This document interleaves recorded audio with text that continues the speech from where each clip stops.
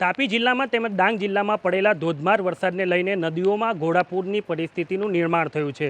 દ્રશ્યો બતાવવા માંગીશ। ડોલવણ તાલુકાના પલાસિયા ગામે જે ઘરો છે તેમાં પાણી પ્રવેશી ચૂક્યા છે, જેને લઈને જે ઘર વખરી સહિતનો સામાનને નુકસાન થવા પામ્યું છે। તો બીજી તરફ ડોલવણ તાલુકાના પંચોલ ગામે આવેલ આશ્રમ શાળામાં પણ પાણી પ્રવેશી ચૂક્યા હતા, જેને લઈને જે બાળકો છે તેઓને સલામત સ્થળે ખસેડી લેવામાં આવ્યા હતા।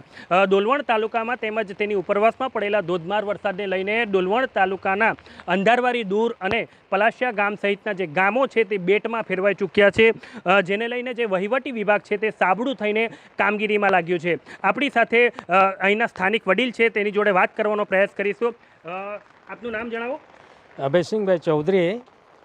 શું પરિસ્થિતિ હતી? પરિસ્થિતિ તો અમે છે ને 5 વાગ્યાના ઉઠ્યા વારમાં ધોધમાર વરસાદ હતો અને સવારે 6 વાગે થતાં તો પાણી એકદમ ઠેલારા મારીને આવી ગયો ને પલાસિયા ગામના પટેલ ફળિયામાં ધોધમાર પાણી આવવાથી ઘર વખરીમાં એટલે ઘરોમાં પાણી ભરાઈ ગયું અને થોડું ઘણું નુકસાન એટલે ઘણું નુકસાન થયે। બધા ફરી વળ્યા, ફળિયાવાળા ગામવાળા થોડું ઘણું બચાવેલું છે, પણ વધુ પડતું નુકસાન થયેલ છે। ખેતરોમાં કઈ રીતની પરિસ્થિતિ છે? ખેતરોમાં તો જે પાક હતો તે બધો પાણીમાં ગરકાવ। વહીવટી તંત્ર કોઈ આવ્યું છે બચાવ કામગીરીમાં? બચાવ કામગીરીમાં તો અહીંના એક સરપંચ હતા, તે એક ચક્કર મારીને ગયેલા છે, એટલે બીજા ફળિયામાં જાવ સમ કરીને ગયેલા છે।